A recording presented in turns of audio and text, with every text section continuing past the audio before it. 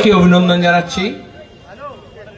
আপনারা বুঝতে পারছেন রোববার দিন বলে আমরা আলিপুরদুয়ারের ফালাকাটা থেকে শুরু করেছি, তারপরে জলপাইগুড়ি শহর পুরো ঘুরেছি, মাঝখানে ময়নাগুড়ি, ধূপগুড়ি এবং এখানে রাজগঞ্জ হয়ে আমাদের শিলিগুড়িতে যেতে হবে। এই সময় শিলিগুড়িতে পৌঁছে জমায়েত করার কথা, সমাবেশ করার কথা। শিলিগুড়ি শেষ করে ইসলামপুর হয়ে ডালখোলায় গিয়ে আজকে রাত্রে বিরাম হবে। সুতরাং আমরা ছুটছি।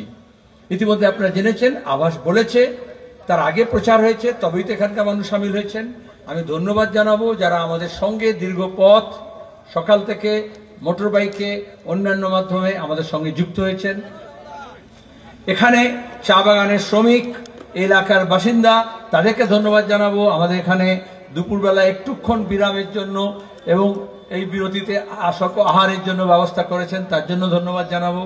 এখানে গোবিন্দদা এসছেন, ফরওয়ার্ড ব্লকের নেতা, আমাদের অভিনন্দন জানানোর জন্য, তাকেও আমি ধন্যবাদ জানাবো।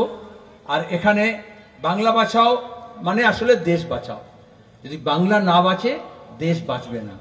দেশটাকে রসাতলে দেওয়ার জন্যই, বামপন্থাকে শেষ করার জন্য বামপন্থীদের যত শত্রু ছিল তারা সবাই মিলে সব শেয়ালেরা একরা হয়েছিল, বলেছিল লাল হটাও দেশ বাঁচাও। লাল হটলো কিন্তু দেশ বাঁচলো না।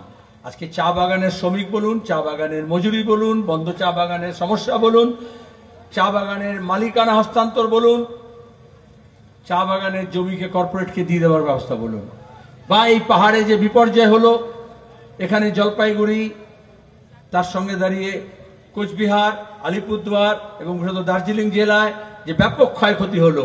আসলে আমাদের জঙ্গল, আমাদের নদী, আমাদের পাহাড়, এই সবটাকে লুটের অংশ করে দেওয়া হয়েছে। যে লুটটা পঞ্চায়েতে হচ্ছে, 100 দিনের কাজে হচ্ছে, পুরসভায় হচ্ছে।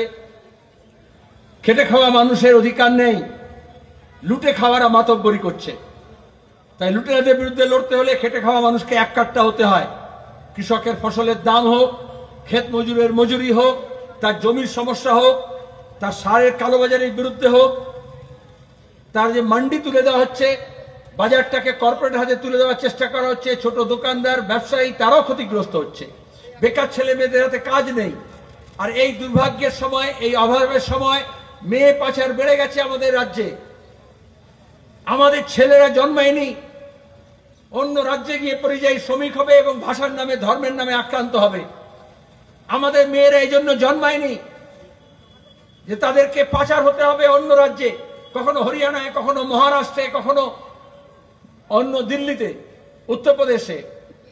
কেন হচ্ছে এটা? এই জন্যই বাংলা ভাষাও বলছি আমরা।